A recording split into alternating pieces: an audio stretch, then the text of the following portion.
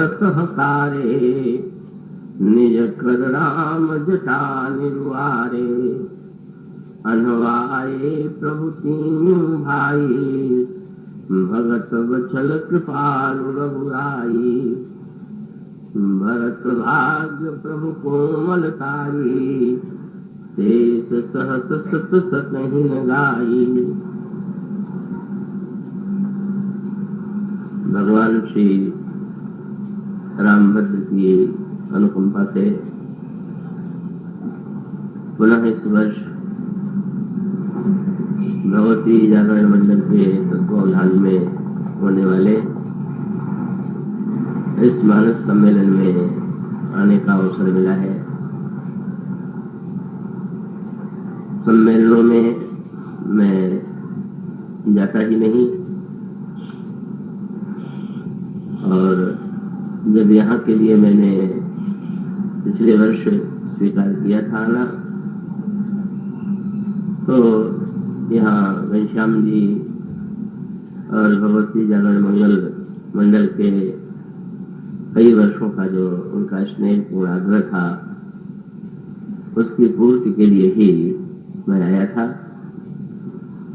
जो बहुत निकटस्थ हैं, जिन्हें मेरे स्वास्थ्य की बड़ी चिंता रहती है, पिछले वर्ष उन्होंने आग्रह किया कि इतनी रात्रि में बोलने के लिए आमंत्रण स्वीकार करना ठीक नहीं होगा। तो एक और हमारे जागरण मंडल के प्रेमियों का आग्रह था, दूसरी ओर निकटस्थ जो स्नेही हैं उनकी चिंता थी। इस वर्ष में बड़ी दुविधा में था, पर अंत में यहाँ के प्रेमियों की ही विजय हुई। तो उन्होंने कलकत्ते तक जाकर के मुझसे इतना स्नेहपूर्ण आग्रह किया कि मुझे ये लगा कि इस प्रेम का तिरस्कार किसी प्रकार से उचित नहीं है, और इस तरह से फिर इस वर्ष आप लोगों के बीच आने का अवसर मिला है। मैंने प्रसंग के विषय में घनश्याम जी से पूछा था,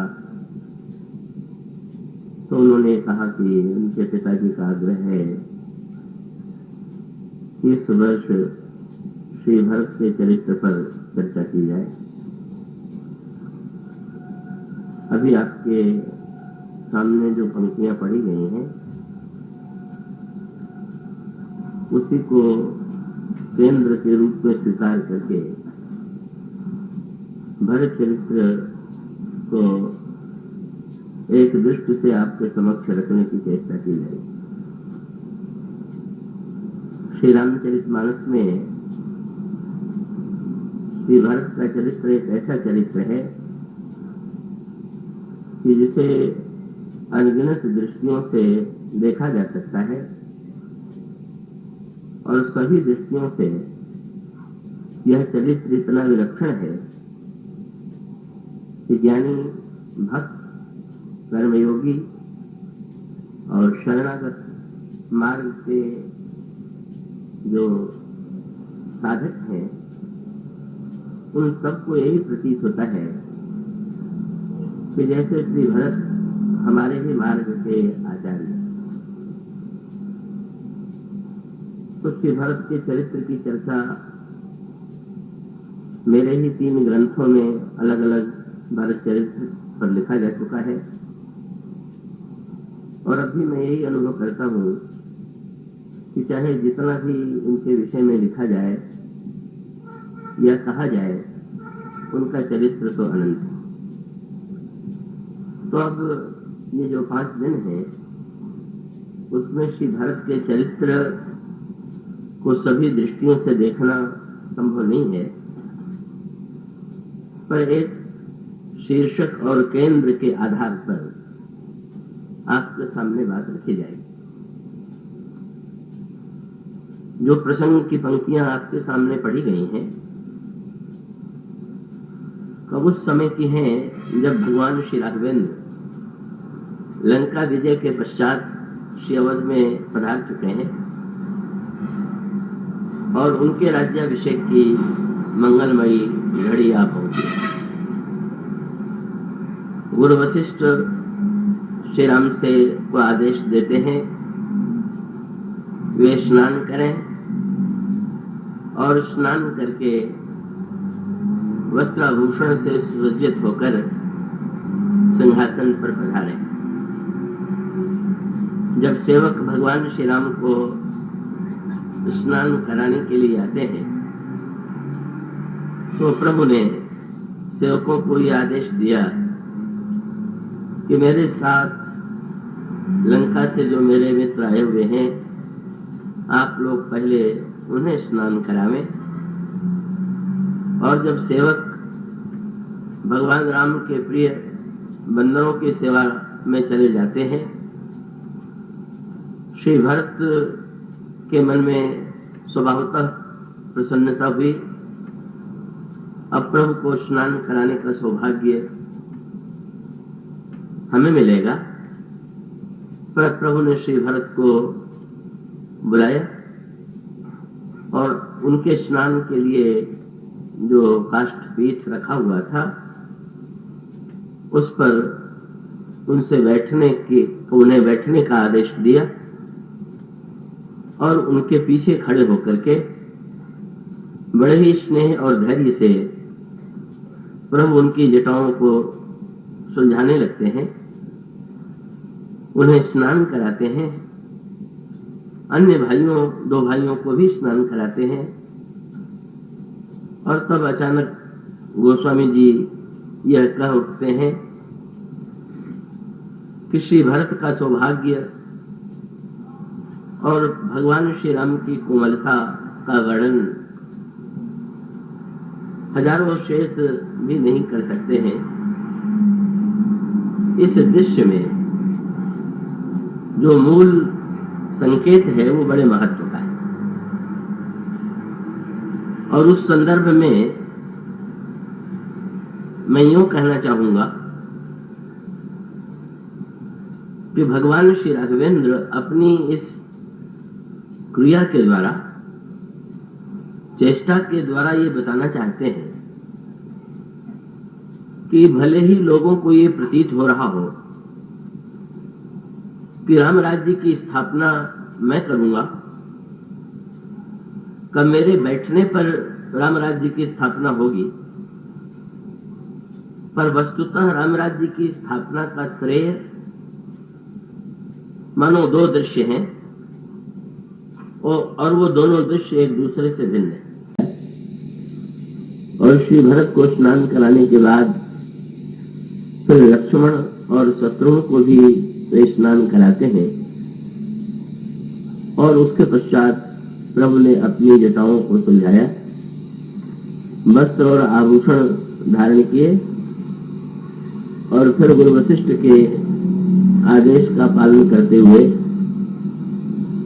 सिंहासन पर आसीन हुए और भगवान श्री राम का राज्य तिलक।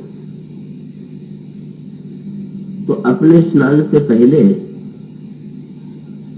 भगवान श्री राम जब श्री भरत को स्नान कराते हैं तो इसका प्रतीकात्मक तात्पर्य यह था कि प्रभु मानो यह घोषणा करना चाहते थे, लोगों को दिखा देना चाहते थे कि भले ही कुछ समय के बाद मेरे सिंहासन पर आसीन होने पर लोग कहें कि राम राज्य का निर्माण हुआ, इसके राजा राम है, इसका निर्माण राम ने किया है, पर सत्य तो यही है इसके निर्माण में अगर सबसे बड़ी किसी की भूमिका है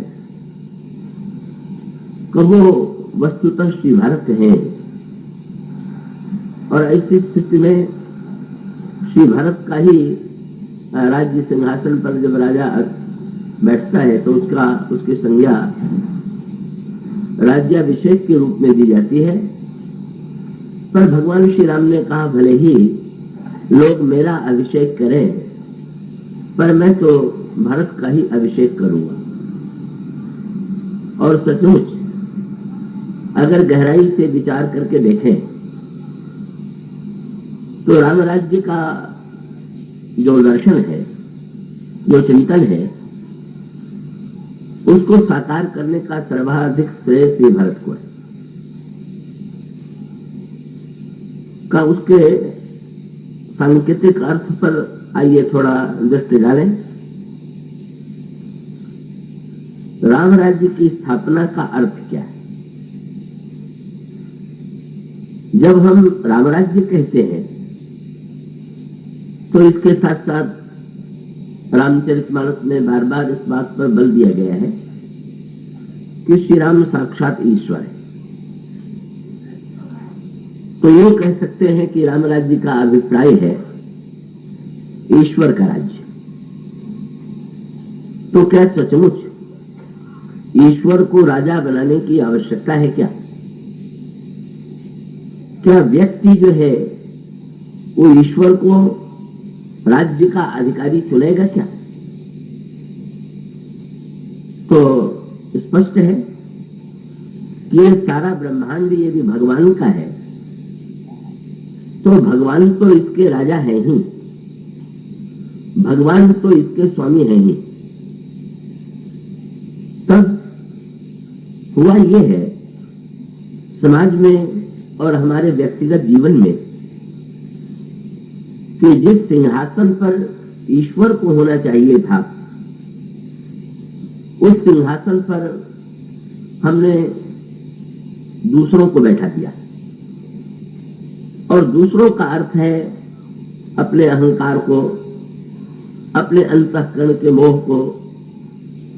और ऐसी स्थिति में राम राज्य बनाने के लिए बस केवल इतना करना है कि हमने जिस सिंहासन पर ईश्वर को छोड़ करके अन्य को बैठा दिया है, हम केवल ये सत्य जीवन में पहले विचार की दृष्टि से समझ ले कि महाराज श्री दशरथ के चिंतन में यही कमी और श्री भरत के चिंतन में वही कमी नहीं। महाराज दशरथ रामराज्य क्यों नहीं बना पाए? महाराज दशरथ रामराज्य चाहते तो थे, लेकिन जब उन्होंने ये घोषणा करने का संकल्प किया कि मैं राम को युवराज पद दूंगा और मेरे बाद राम राजा होंगे, तो गहरी दृष्टि से विचार करके देखिए कि उन्होंने ये बात मान ली कि ये राज्य मेरा है और ये राज्य मेरा है तो मैं जिसे दूंगा वही इस राज्य का उत्तराधिकारी होगा। तो ऐसी स्थिति में महाराज श्री दशरथ में देखें तो समर्पण की वृत्ति तो दिखाई देती, पर समर्पण में भी तो एक अहंकार उत्पन्न हो जाता है।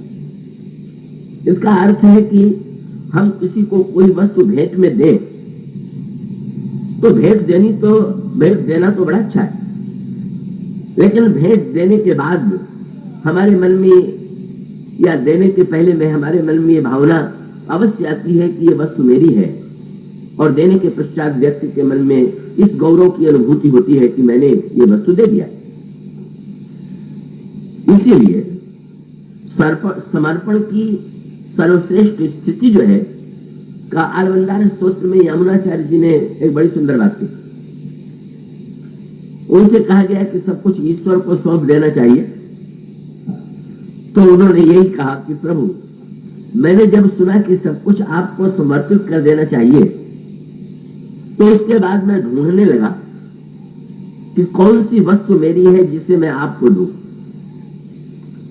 और जब मैं ढूंढता हूं तो लगता यह है कि ब्रह्मांड में कोई ऐसी वस्तु ही नहीं है कि जो मेरी हो, और जब आपकी ही वस्तु है तो किन्नु समर्पयामि ते। ऐसी स्थिति में मैं समर्पण क्या करूं?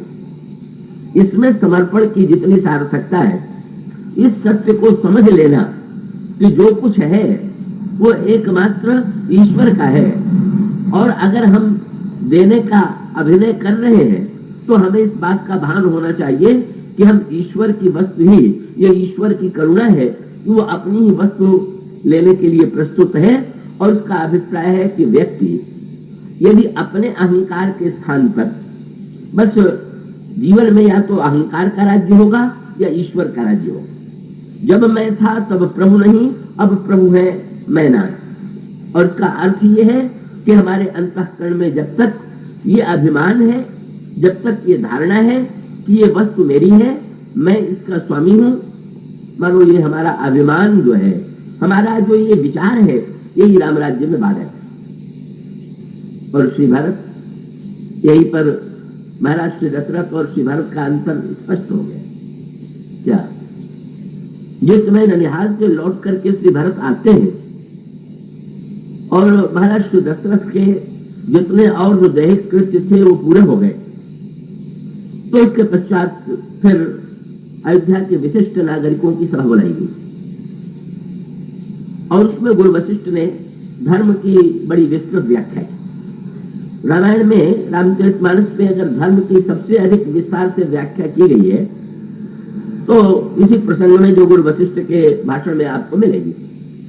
वर्ण धर्म, आश्रम धर्म और फिर भक्त धर्म, इन सबका बड़े विस्तार से गुरु वशिष्ठ ने वर्णन किया है। आप उसे रामचरितमानस में पढ़ सकते हैं। सोचिए विप्र जो वेद विहीना, तद निज धर्म विषय लय लीना, सोचिए नृपति जो नीत ने जाना, यही न प्रजापति प्राण समाना। यहाँ से प्रारंभ करके सोचनी सबही विधि सोई, जो न छाणी छल हरिजन होई, गुरु वशिष्ठ ने अपना भाषण समाप्त किया। और उसके पश्चात उन्होंने इतनी बड़ी भूमिका जो बांधी थी, उसका उद्देश्य क्या था?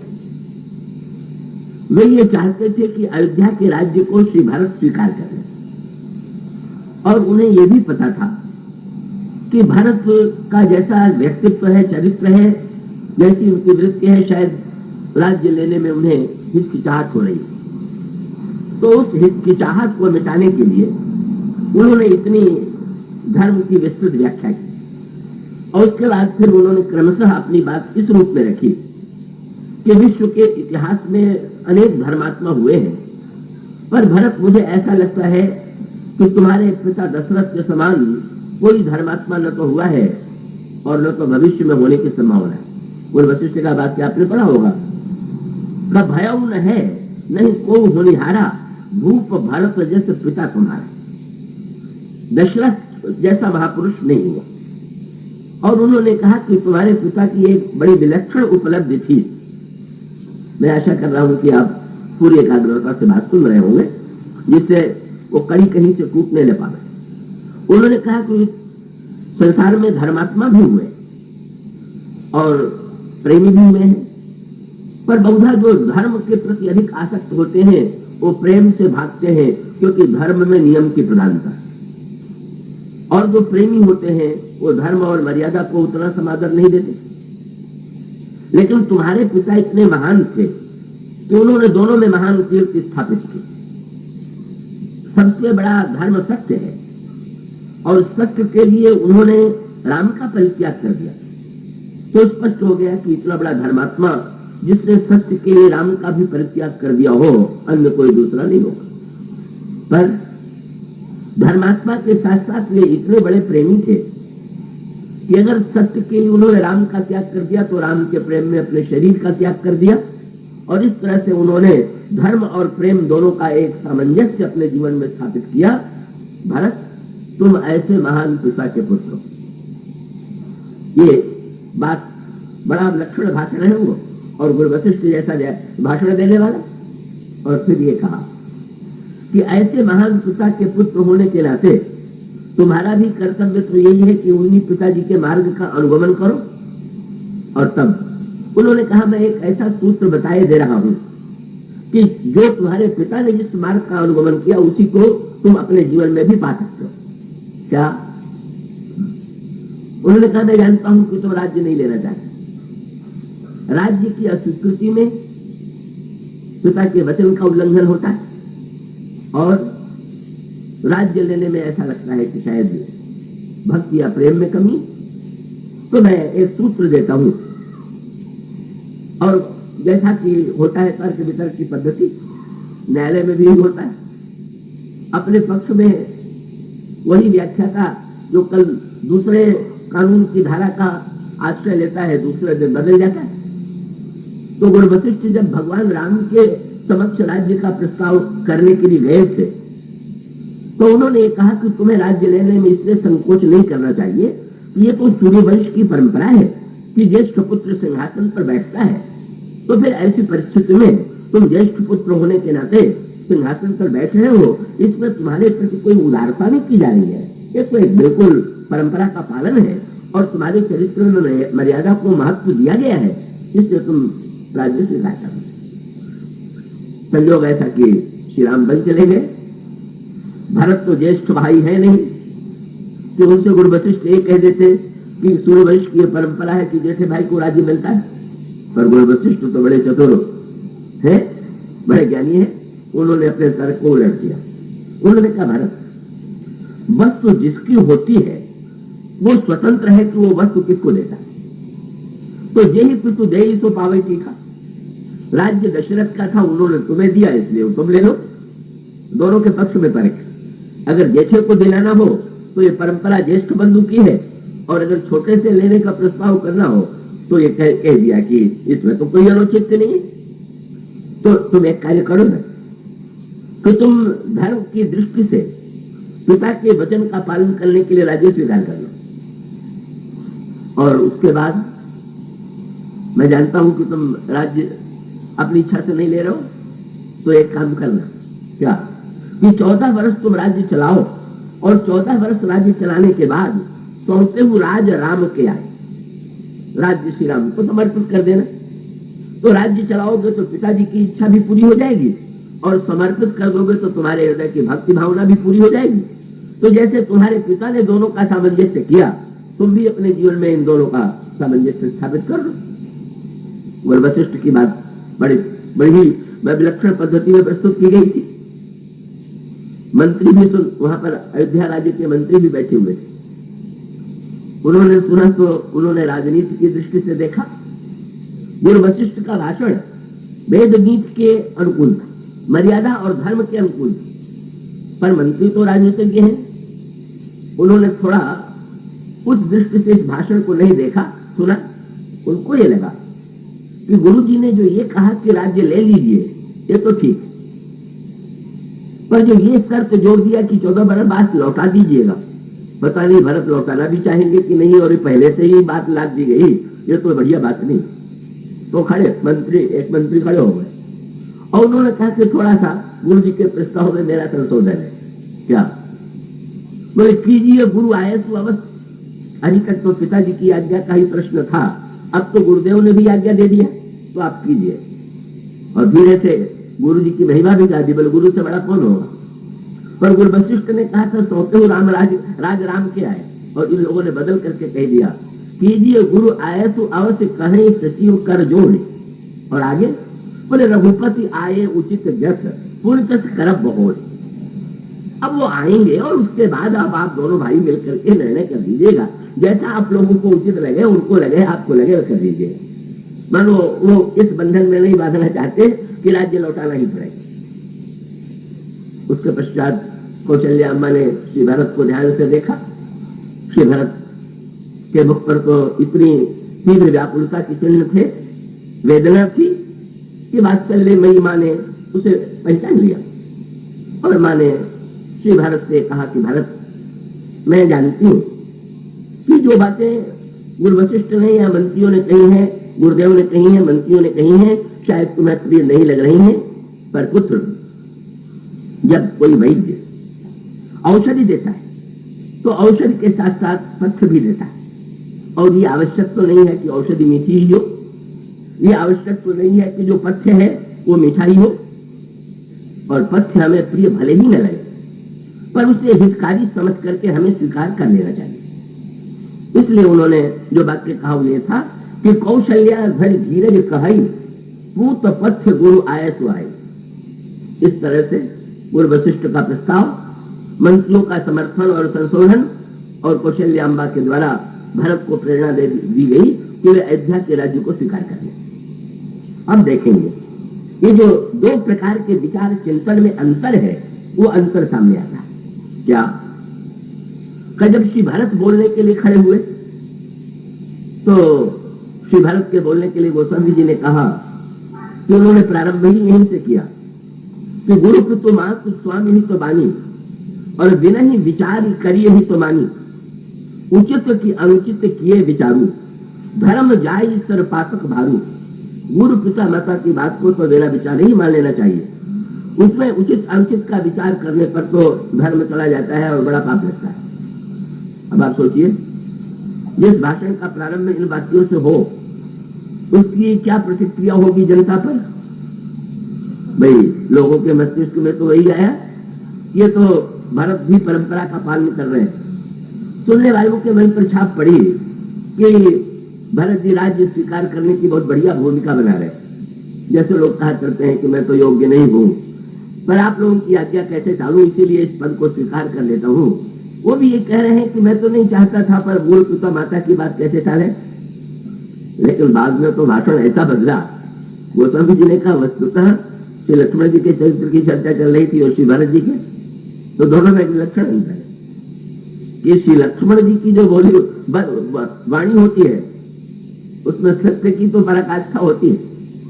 यूं कह दीजिए, दृष्टांत के रूप में यूं कहें कि जलेबी है और मैदे का जलेबी का निर्माण करने के मैदे के घोल को शुद्ध घी में डालें तो शुद्ध घी में पक करके वो निकलने के बाद वो तो शुद्ध है ही है, मैदा भी शुद्ध है, घी भी शुद्ध है। लेकिन अगर उसको सीरे में डुबोए बिना आपके सामने परोस दिया जाए तो आपको रस की अनुभूति नहीं होगी, और अगर उसको सीरे में डुबो दिया जाए तो वही बड़ा स्वादिष्ट लगने लगता है। तो लक्ष्मण जी की वाणी जो है वो तो शुद्ध घी की वो जलेबी है जो शीरे में डुबोई हुई नहीं रहती, पर जब श्री भरत बोलते हैं तो ऐसा शीरे में डुबो देते हैं, सत्य की वाणी को शील के रस में डुबो करके इतना मधुर बना देते हैं कि सामने वाले को तो उसको यह जब ध्यान रखिएगा, बात वही कहते हैं जो लक्ष्मण जी भरत जी के विचार में कोई अंतर नहीं। भगवान राम ने लक्ष्मण जी से भी कहा रह करके राज्य चलाओ, ये करो ये करो ये करो, उन्होंने भी नहीं कर दिया, और श्री भरत जी भी आगे नहीं करने जा रहे। पर अंतर क्या है, जब श्री भरत प्रारंभ करते हैं तो ये कहते हैं कि गुरु पिता माता की वाणी तो बिना विचारे मान लेना चाहिए, और जब लक्ष्मण जी बोलते हैं भगवान राम ने कहा यह धर्म है, इसका तुम पालन करो, गुरु की सेवा करो, पिता की सेवा करो, माता की सेवा करो, तो लक्ष्मण जी तुरंत कह देते हैं अरे गुरु पे तुम माँ ने जानो काबू, महाराज जी किनका आप नाम ले रहे हैं, मैं तो उनको जानते ही नहीं। कैसी अनोखी बात, न तो उन्होंने माना न उन्होंने माना, पर दोनों के कहने की शैली में अंतर है। एक ने ये कहा कि गुरु पिता माता को मैं जानते नहीं, और दूसरे ने कहा कि नहीं नहीं, गुरु पिता माता तो इतने पूज्य हैं कि उनकी बात को मान लेना चाहिए। पर वस्तुतः श्री भरत की दृढ़ता की विलक्षणता ये है कि ऊपर से जितने कोमल है भीतर से उतने कठोर और दृढ़ है, कहीं समझौता नहीं है, केवल ऊपर से विनम्रता से उन्होंने प्रार्थना की। अब दोनों के दृष्टिकोण में अंतर क्या है, आगे चल करके आप देखेंगे कि श्री भरत जी ने बड़ी ही विनम्र भाषा में गुरु वशिष्ठ की, मंत्रियों की और कौशल्याम्बा की मान्यता का खंडन कर दिया। तो एक सूत्र तो ये है कि श्री भरत ने ये कहा कि गुरु पिता माता की वाणी को बिना विचारे को मान लेना चाहिए, पर वाणी जो हो वो सचमुच गुरु पिता और माता की हो। तो श्री भरत का तात्पर्य क्या है, मानो उन्होंने गुरुदेव की ओर देखा, बोले अभी मंत्रियों ने ये कहा कि गुरु वशिष्ठ की बात को मान लेना चाहिए, तो गुरुदेव आपकी कौन सी बात मानना चाहिए? क्या आपने अभी ये कहा कि भरत तुम राज्य ले लो, और जब मेरे पिताजी गए थे आपके पास श्री राम को राजा बनाने का प्रस्ताव लेकर के, तो आपने कहा था कि दशरथ विलंब मत करो। जब दशरथ जी ने पूछा कि मुहूर्त बताइए, तो उस समय गुरु वशिष्ठ ने कहा बेग विलंब न करिए नृप, साजिए सबई समाज, सुदिन सुमंगल सबई जब, राम होनी जुगरा। दशरथ जिस दिन राम राजा होंगे वही सुंदर दिन होगा और सुंदर मंगलमय घड़ी होगी। श्री भरत जी का तात्पर्य था गुरुदेव आपकी उस वाणी को प्रामाणिक माना जाए, किस वाणी? उस वाणी में तो ये कहा गया कि जब तक राम सिंहासन पर नहीं बैठेंगे तब तक मंगल नहीं है। तो ये बताइए कि अगर ये सिद्धांत सही है तो भारत के बैठने पर मंगल कैसे हो जाएंगे? तो अब आप ये बताइए कि आपके वाक्य में से, दोनों वाक्यों में से मैं किसका चुनाव करूं? वाक्य तो दोनों ही आपके हैं, और बात बड़ी इसमें गहरी, और मुझे तो इस संदर्भ में अपना व्यक्तिगत अनुभव भूलता नहीं। जब काशी में मैं संस्कृत पढ़ता था तो शिवरात्रि के दिन जो हमारे आचार्य थे, गुरुदेव थे, वो शंकर जी का पूजन किया और परंपरा उन्होंने भांग चढ़ाई और भांग पी लिया और कुछ अधिक मात्रा में पी लिया, और बाद में चलते हुए मुझे भी साथ उन्होंने ले लिया, और जब चौक में पहुंचे तो अचानक पटरी पर लेट गए और उन्होंने कहा कि रामकिंकर मैं तो अब मर गया, जल्दी से ले चल के मुझे मणिकर्णिका पर फूंक दो। अब रामायण में तो यही लिखा हुआ है कि गुरु पितु मातु स्वामी ही तो बानी, बिना ही विचार करिए ही तो मानी। अब मुझे क्या करना चाहिए? वो तो कह रहे थे जला दीजिए, लेकिन भाई बात क्या थी, वो आज्ञा गुरु जी नहीं दे रहे तो भांग बोल रही थी। आज्ञा गुरु की माननी चाहिए, भांग की नहीं। भांग ही नहीं, जीवन में ऐसे अनेक नशे होते हैं। अगर गुरु बोल रहा है गुरुत्व में तो उसकी वाणी प्रामाणिक, पर गुरु के अंतःकरण में कोई नशा नहीं हो सकता है क्या? कोई ऐसा प्रभाव नहीं हो सकता है क्या? तो ऐसी स्थिति में गुरु की वाणी में, गुरु की वाणी गुरु है, ये बड़े महत्व की बात है। इसलिए आप देखते हैं जब कोई लिखा पढ़ी कागज में कराई जाती है तो उसमें हस्ताक्षर तो कराया ही जाता है। आप किसी से संपत्ति का बैनामा लिखवाएं तो उसको पहले लिख करके वो हस्ताक्षर करता है। हमारे हस्ताक्षर के साथ साथ वकील लोग उसमें एक बात को और जोड़वाते हैं, क्या हस्ताक्षर करने वाला ये लिखे कि ये जो हस्ताक्षर और जो कुछ है वो मैंने होशो हवास में किया। इसका अर्थ ये है कि हस्ताक्षर भी हो पर उसको कोई बलात् बाध्य कर दे, उसे प्रेरित कर दे। इसका अभिप्राय ये है, इसका तात्पर्य है।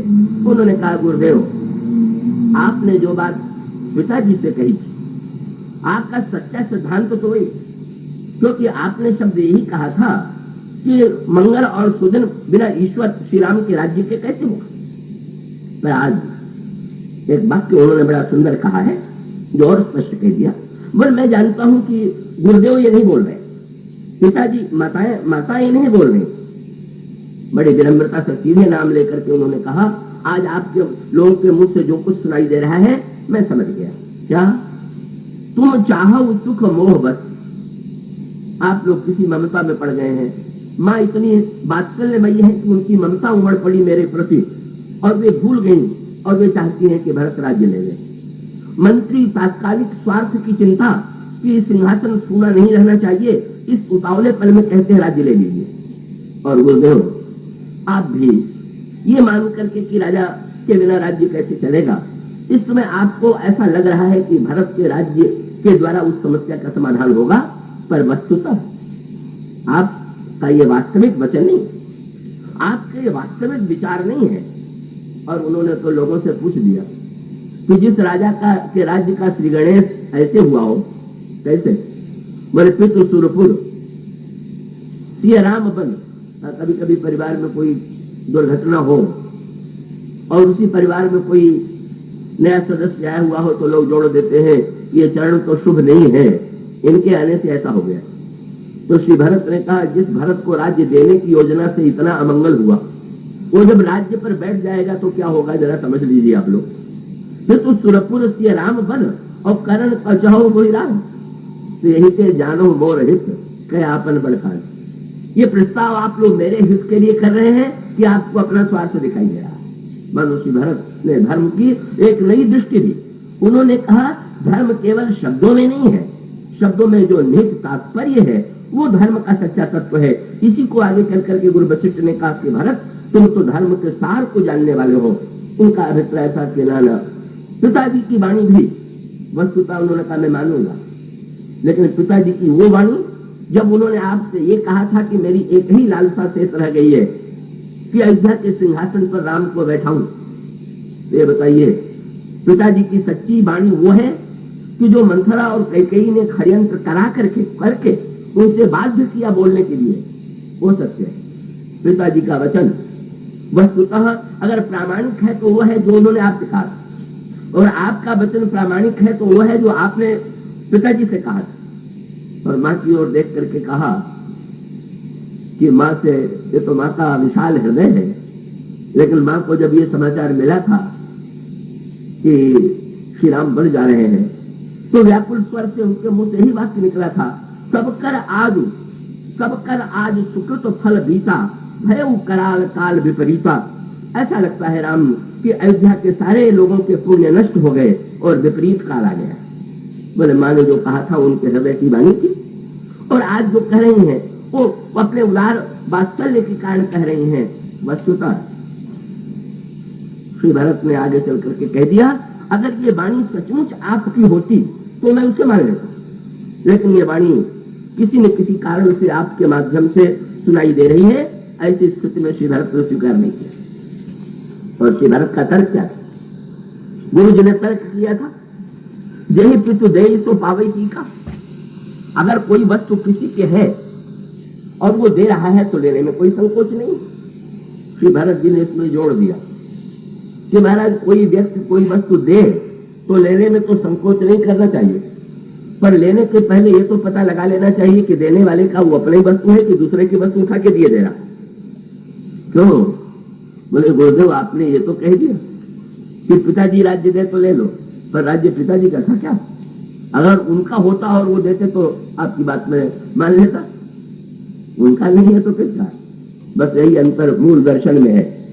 दशरथ ये महाराज दशरथ महान होते हुए भी ये मानने की भूल कर बैठे कि राज्य मेरा है और मुझे देने का अधिकार है। गुरु वशिष्ठ ने भी कहा राज्य पिताजी का है, देने का अधिकार है। पर श्री भरत जी ने कहा पता लगाया जाए कि असली राजा कौन है। दशरथ बोले दशरथ जी को कहां से मिला? कहा उनको मिला अज से। अज को कहां से मिला? कहा रघु से। रघु को कहां से मिला? दिलीप से। और खोजते चले जाइए कि सचमुच में मूलतः राजा कौन है। तो अंत में यही आके तो रुकना पड़ेगा कि वस्तु तो ईश्वर की है। ये तो हम लोगों की विडंबना है कि अगर ईश्वर भी आज किसी जमीन पर कब्जा करने आवे तो बड़े संकट में पड़ेगा, क्योंकि हर जमीन पर हम लोगों का नाम चढ़ा हुआ है। उसके लिए तो कोई स्थान ही खाली नहीं है, जहां भी होगा वहां पर किसी न किसी व्यक्ति का नाम चढ़ा हुआ है।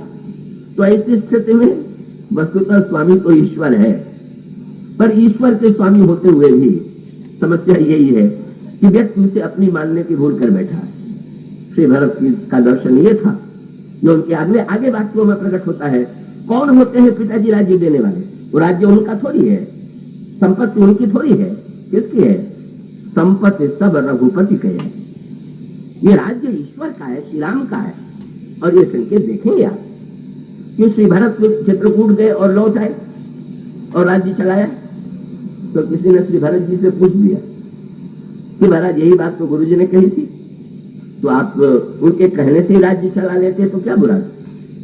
श्री भरत जी ने कहा कि न जिसका राज्य नहीं था जब उसने दिया तो नहीं कर दिया, पर जो असली राजा था उसने राज्य चलाने का आदेश दिया तो मैंने चला दिया। कमानो उसका अभिप्राय कि श्री भरत कहते हैं कि राज्य तो श्री राम का है, और ऐसी परिस्थिति में प्रभु का राज्य जो है प्रभु के आदेश से चलाना ये धर्म के अनुकूल है। पर उसे श्री भरत मंत्रियों की ओर देखा, गुरु वशिष्ठ की ओर देखा। गुरुदेव इतनी बड़ी धृष्टता मैं करूंगा क्या? आप कहते हैं राज्य ले लो, पिताजी ने तुम्हें दिया है, और राज्य लेने के बाद जब श्री राम आवे तो तुम समर्पित कर देना। तो महाराज ये बात तो ऐसी है कि जैसे किसी की वस्तु पर हम अधिकार कर लें और कुछ दिनों के बाद बड़ी उदारता से कहें कि हम बड़े दानी हैं, ये लीजिए मैं आपके प्रति उपकार कर रहा हूं। क्या ईश्वर की वस्तु ही ईश्वर को देने की का धृष्टता व्यक्ति को करनी चाहिए? मूलतः इसका अभिप्राय ये हुआ कि राम राज्य बनाने की आवश्यकता नहीं, आवश्यकता उस भ्रम को मिटाने की है कि राम राज्य को हमने अपना राज्य मानने की भूल की। वस्तुओं का स्वामित्व व्यक्ति ने अपना मान लिया।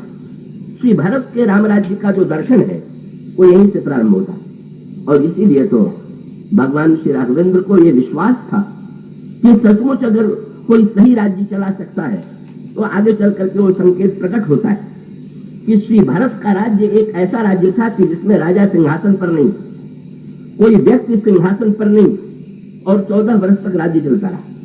इसका व्यापक अर्थ ये हुआ कि जब व्यक्ति जो है अपने मैं को ईश्वर के स्थान पर स्थापित कर देता है और स्वयं में स्वामित्व आरोपित कर देता है, तब उससे भूल होना बड़ी स्वाभाविक है।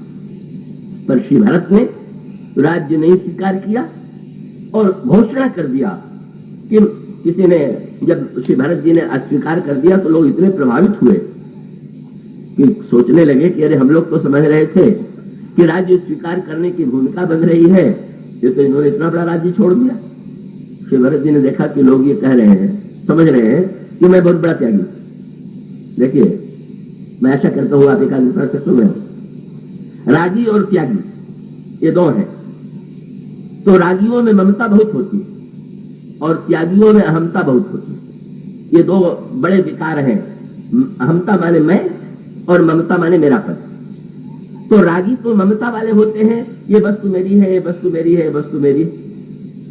और जो त्यागी होते हैं उनमें अहंकार आ जाता है, मैंने ये छोड़ दिया, मैंने ये छोड़ दिया, मैंने ये छोड़ दिया। पर ये दोनों का चक्कर जो है, चाहे अहमता हो चाहे ममता हो, जब तक दोनों में से कोई बना हुआ है तो रागी और त्यागी में कोई अंतर नहीं रह गया, दोनों चक्कर में फंसे हुए। श्री भरत रागी है कि त्यागी है? और उसका उत्तर है, जब चित्रकूट की ओर चलने का, एक तो श्री भरत जी ने लोगों को बता दिया। आप लोग मेरे भाषण से ये भ्रम न पाल दीजिएगा कि भरत तो पदलोलुप है ही नहीं। जब कोई व्यक्ति पद का बहुत इच्छुक होता है तो लोग कहते हैं तो बड़ा पदलोलुप। श्री भरत जी ने कहा कि शायद आप लोग मेरे भाषण से समझ रहे हो कि मैं पदलोलुप नहीं। अरे नहीं भाई, मैं त्यागी वागी नहीं हूं। बात यह है, उसमें हुआ कि जैसे किसी को राज्य मंत्री बनाने की बात कही जाए और ये वो कहे कि मुझे नहीं चाहिए, तो लगेगा कि ये तो पद के भूखे नहीं। पर अगर वो ये कह दे कि हाँ, अगर मुझे पूरा मंत्री बना दिया जाए तो ले लेंगे, तो पता चला कि भैया तो पक्के चतुर हैं, कि ये छोटा पद नहीं बड़ा पद चाहते हैं। श्री भरत जी ने कहा, बात यह है कि इतना छोटा पद मैं लेके क्या करूंगा, मैं तो पद का भूखा हूं। और वो पद कौन सा है? श्री भरत कहते हैं, आपन दारुण दीनता सब ही कहूं समुझाए, देखे बिनु रघुवीर पद जी की जरन में जाए। मैं राज्य लेके क्या करूंगा, मैं तो प्रभु का पद लेना चाहता हूं। अंतःकरण में न राग न त्याग। लोगों ने कहा संपत्ति को, कुछ लोगों ने कहा चल रहे हैं चित्रकूट में तो संपत्ति की रक्षा के लिए प्रबंध करना चाहिए, और कुछ लोगों ने कहा जला देना चाहिए। जरा उस संपत्ति सदन सुख सुहृद मातु पितु भाई। जो रागी थे वो, उनको चिंता थी चित्रकूट जाए और कहीं पीछे चोरी हो जाए, घर लुट जाए, इसलिए प्रबंध होना चाहिए। और जो त्यागी वृत्ति के थे वो कहने लगे, कह रहे जलाओ। पर श्री भरत जी से जब पूछा गया तो पता चला राग और त्याग उन दोनों से ऊपर। श्री भरत ने कितनी बढ़िया बात कही। उन्होंने कहा कि जो लोग जलाने के लिए कह रहे हैं तो जलाना प्रशंसा की बात है कि निंदा की बात? भाई, प्राचीन काल में, पुरातन काल में लोग अपने वस्त्रों की होली जलाते थे, विदेशी वस्त्रों की स्वतंत्रता काल में। तो कोई व्यक्ति जो है अपनी वस्तु को जला दे तो लोग कहेंगे कि भाई इनकी वस्तु के प्रति ममता नहीं। पर कोई दूसरे का घर फूंक के कहे कि मैं कितना त्यागी हूं कि मैंने इनका घर फूंक दिया, मेरे मन में तो जरा भी कहीं ममता है ही नहीं, तो उनकी पूजा होगी कि उनको जेल में भेज दिया जाएगा। श्री भरत जी ने कहा कि अयोध्या में भी मेरा कोई घर होता तो मैं भी जला के चलता, लेकिन संपत्ति सब रघुपति के आही, जो बिनु जतन चलो तजिताही, तो परिणाम न मोर भलाई, पाप शिरोमणि साई दुहाई। जब मेरी वस्तु है नहीं तो राग कैसे, और वस्तु जब मेरी है नहीं तो त्याग किसका? न तो मुझमें, न तो भरत में राग है न त्याग है, न उनमें अहमता है और न तो ममता। और इस तरह महानतम भक्त की भरत सारे समाज को लेकर करके की भरत की यात्रा, इसके लिए तो अब कितना समय चाहिए, कितने दिन चाहिए, ये कहना तो कुछ तो नहीं लग रहा। पर भाई तो जब बहुकाल करिए सत्संगा, जब हम और आप बरसों बैठे और उस यात्रा की पूरी पंक्तियों पर विचार करें तो आप देखेंगे कि पग पग पर श्री भरत के व्यक्तित्व और चरित्र के द्वारा ये श्री भरत की अयोध्या से जो चित्रकूट की यात्रा है, याद रखिए, ये यात्रा जब तक हमारे आपके जीवन में नहीं होगी तब तक हम राम राज्य की सेवा के अधिकारी नहीं बनेंगे। श्री भरत पहले अयोध्या से चित्रकूट जाते हैं और चित्रकूट से लौट करके अयोध्या का राज्य स्वामी के रूप में नहीं, सेवक के रूप में चलाते हैं। बस ये दो बड़े महत्व की बात है। चित्रकूट क्या है? आप में से जो पहले दिन से आए होंगे यद्यपि बहुत से लोग, बहुत ही बड़ी संख्या रहे लोगों के, सूत्र यह था कि भगवान श्री राघवेंद्र ने अपने वनगमन को देश निकाला न मान करके ये कहा था कि पिताजी ने मुझे जंगल का राज्य दिया। और इसका अर्थ है कि राम राज्य पहले अयोध्या में नहीं बना, राम राज्य पहले चित्रकूट में बना, नगर में नहीं बना, वन में बना। राम राज्य जब बनेगा तो पहले नीचे से बनेगा, ऊपर से नहीं बनेगा। राम राज्य का प्रथम नागरिक केवट है, एक दिन की कथा में बात कही गई। और राम राज्य की राजधानी कौन सी है? राम राज्य की राजधानी है चित्रकूट।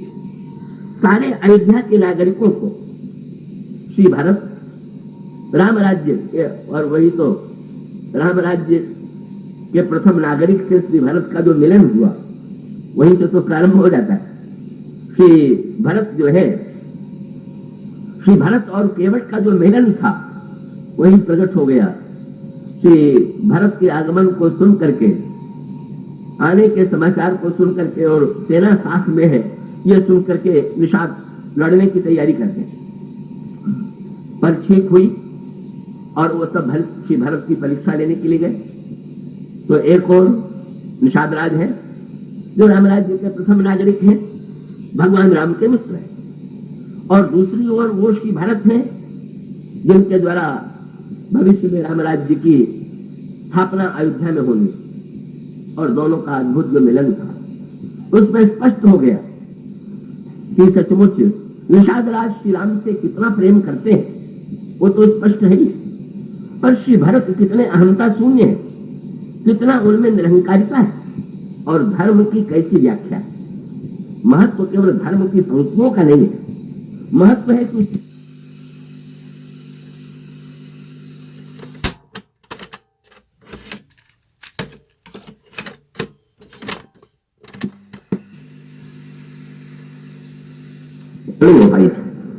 और तब वही जो द्वंद्व उनके जीवन में भी दिखाई दे रहा है। एक और तो भगवान राम के मुख चंद्र के चकोर हैं। जब भगवान राम प्रकट होते हैं उनके सामने, मनु के सामने, तो नील शरोरो नील मणि नील नीलधर श्याम लाजनी तनु शोभा नरखि कोटि कोटि शतकाम। और भगवान का रूप मनु को कैसा लगा? शरद मयनु का बदन छवि सीवा, जैसे भगवान का मुख है पूर्ण चंद्रमा। तो एक और तो रामचंद्र चंद्र के लिए चकोर बने, पर दूसरी ओर जब वे कैकेयी जी को मनाने के लिए को भवन में गए, तो कैकेयी जी को मनाने के लिए कहने लगे, जानती मोर स्वभाव बरोरू सौ मुख आनंद चंद्र चकोरू। कैकेयी तुम तो जानती हो तुम्हारा मुंह चंद्रमा है और मैं चकोर हूं। तो रामचंद्र का भी चकोर और कामचंद्र का भी चकोर, ये दोनों का चकोर जो बनेगा व्यक्ति, कभी राम के मुख को निहारे, कभी काम के मुख को निहारे। मानो यही महाराज दशरथ की ऐसी दुर्बलता। महाराज दशरथ ने निर्णय कर दिया कि इस शरीर को मैं छोड़े बिना रहूंगा नहीं। क्यों? पूरे इतने जीवन में इतने भोगों को स्वर्ग में भोगने के बाद भी अगर मेरे मन में ये भोगासक्ति न आई होती, सौंदर्य के प्रति ये आसक्ति और जो दुर्बलता न होती, और कैकेयी जी के महल में मैंने जाता और उनको प्रसन्न करने के लिए तो बस सारी सीमा लागू है। बोले कहू कहीं रंग कहीं करो न रेसू, कहू कहीं नृपहि निकारो देसू, सकऊ तोरी अरि अमरऊ मारी, कहा कीट बपुरे नर नारी। इन शब्दों में कैकेयी को बार बार कहराओ, सुमुखी सुलोचनी पिक बचनी कारण मोहि सुनाओ, गज गामिनी निज को। गोस्वामी जी का मानो, गोस्वामी जी कहते हैं कैकेयी जी को देख करके दशरथ की दशा क्या है? तुलसी नृपति भवितव्यता बस काम कौतुक लेखनी। वे बार बार कैकेयी जी की चेष्टाओं में काम की वृत्ति को देख रहे हैं, और इसी दुर्बलता की सब सीमा, सारी सीमा लांग गई कि जब उन्होंने कैकेयी जी से श्री राम की शपथ लेकर के कहा कि मैं राम की शपथ लेता हूं कि तुम जो कहोगे मैं वही करूंगा। और इसका अर्थ क्या हुआ कि श्री राम की शपथ लेकर के बाद में उनको पश्चाताप हुआ। उनके मुंह से जो गोस्वामी जी ने वाक्य कहलाया है उसमें उनका पश्चाताप दिखाई देता है। महाराज दशरथ कहते हैं तापर राम शपथ कर ही आई। कैकेयी सत्य तो बहुत बड़ा ही है, पर क्या आपको मैंने राम की शपथ भी मैंने कर लिया। मन उनके मन में लगा कि मेरे मुंह से ऐसी बात निकल आई। परिणाम ये हुआ कि उनकी जो काम लालसा थी, उनकी आसक्ति, उनका राग, कैकेयी को मनाने की चेष्टा का परिणाम ये हुआ कि महाराज श्री दशरथ असमर्थ, कुछ करने में असमर्थ। कैकेयी क्रोध और लोभ की वृत्ति से भरी हुई, और जब ये तीनों वृत्तियां समाज में व्याप्त हो जाए, हमारे आपके अंतःकरण में व्याप्त हो जाए, तो स्वाभाविक है राम वनवासी बन जाएंगे। और राम के वनवासी बनने का अर्थ यह है, ईश्वर हमारे जीवन से, राम हमारे जीवन से उसी समय दूर चले जाते हैं जब हमारे अंतर जीवन में इन वृत्तियों का राज्य होता है। तो ऐसी स्थिति में कृपया आप याद रहेंगे, ऐसी स्थिति में इन तीनों वृत्तियों के कारण श्री राम वनवासी हुए। महाराज दशरथ ने अपने को धिक्कारते हुए कहा, सो त्वं राखी करब मैं कहा, यही न प्रेम पन मोर निभाहा। अगर ये मेरा शरीर और शरीर के प्रति हमारे जीवन में आसक्ति न होती, भोग वृत्ति न होती, तो ये सारे अनर्थ न होते। इसलिए इस शरीर को मैं दंड दूंगा, और दंड भी रुके नहीं। महाराज श्री दशरथ यदि चाहते तो भरत जी के आने पर प्रतीक्षा करके बाद में शरीर का परित्याग करें, पर उनको तो अपने शरीर से इतनी घृणा हो गई कि शरीर से घृणा हो जाने के बाद उन्होंने कहा कि ना, मैं तो इस शरीर का परित्याग करके ही इसका प्रायश्चित करूंगा, जिस शरीर और काम की वृत्ति के कारण इतना बड़ा अनर्थ हुआ। तो इसका अर्थ यह है, लंका में लोभ की वृत्ति है, लंका में क्रोध की वृत्ति है, लंका में काम की वृत्ति है, और बड़े भयानक रूप में। पर अयोध्या में भी ये तीनों वृत्तियां हैं, उतने भयानक रूप में न सही, उससे कम विकृत रूप में सही, लेकिन वो तो दिखाई देती। और जब तक ये बाहर और भीतर दोनों जगह बुराइयां नहीं उठेंगी, तब तक सच्चे अर्थों में राम राज्य की स्थापना नहीं होगी। और ये बंटवारा भगवान राम और श्री भरत ने मिलकर के ये बंटवारा किया। भगवान श्री राम ने वन में चित्रकूट में श्री भरत से यही कहा कि भरत, दो भाई अलग होते हैं तो बंटवारा कर लेते हैं, तो आओ हम तुम दोनों भी बंटवारा कर लें। पर प्रभु ने कहा कि भरत, समस्या ये है कि भाई जब अलग होते हैं तो संपत्ति में बंटवारा करते हैं, तो संपत्ति में बंटवारे की समस्या तो हम दोनों में है नहीं। मैं चाहता हूं अयोध्या का राज्य तुम लो, और तुम चाहते हो कि अयोध्या का राज्य मैं, तो भाई संपत्ति में बंटवारा तो होगा नहीं, पर विपत्ति में चलो दोनों बंटवारा कर ले। आओ हम दोनों भाई बांट ले, बांटी विपत्ति सब ही मोहि भाई। भगवान श्री राम ने कहा, संकेत था कि भरत, मैं तुम्हें अयोध्या में भाई ये दो लड़ाइयां चल रही हैं रामायण, दो युद्ध चल रहे हैं। एक युद्ध लड़ा जा रहा है अयोध्या में, और दूसरा युद्ध लड़ा जा रहा है लंका में। और उन दोनों युद्धों में अंतर यह है कि लंका में जो युद्ध लड़ा जा रहा है वहां दुर्गुण और दुर्विचार बाहर प्रत्यक्ष रूप से दिखाई दे रहे हैं, और अयोध्या की समस्या यह है कि वहां भले व्यक्तियों में बुराई है, लंका में बुरे व्यक्तियों में बुराई है, और अयोध्या में अच्छे व्यक्तियों में बुराई है। तो भाई राक्षस और रोग, इसको इस रूप में आप समझ लें कि लंका में यदि राक्षस हैं तो अयोध्या के लोग राक्षस नहीं है, रोगी। राक्षस और रोगी का सूक्ष्म अंतर यह है कि जो बुराई करके गर्व करे वो राक्षस, और जिसके मन में बुराई के बाद पश्चाताप है, ग्लानि है, वो व्यक्ति रोगी।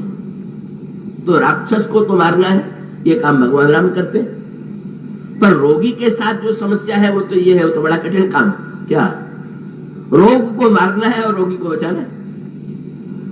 ये जो दोनों बातें हैं, तो श्री भरत का कार्य जो है वो तो भगवान राम की अपेक्षा भी बहुत अधिक कठिन था, श्री राम की लड़ाई। और इसीलिए भगवान राम का नित्य का नियम था, जब सायंकाल उनको भरत का नाम लिए बिना चैन में, भरत की चर्चा किए बिना चैन में, कोई ऐसा दिन नहीं जाता है कि जब भगवान श्री राम श्री भरत के गुणों की गाथा न गाते हो। और उनके श्रोता होते हैं श्री भरत जी, श्री लक्ष्मण जी, उसके श्रोता होते हैं हनुमान जी, लक्ष्मण जी और अन्य बंदर। श्री हनुमान जी जब प्रभु के द्वारा श्री भरत की प्रशंसा सुनते हैं तो उनके मन में कभी कभी ये प्रश्न उठता था, क्या कि प्रभु जो श्री भरत की प्रशंसा करते हैं ये अपने स्वभाव से बाध्य होकर के करते हैं कि सचमुच भरत में इतने गुण हैं?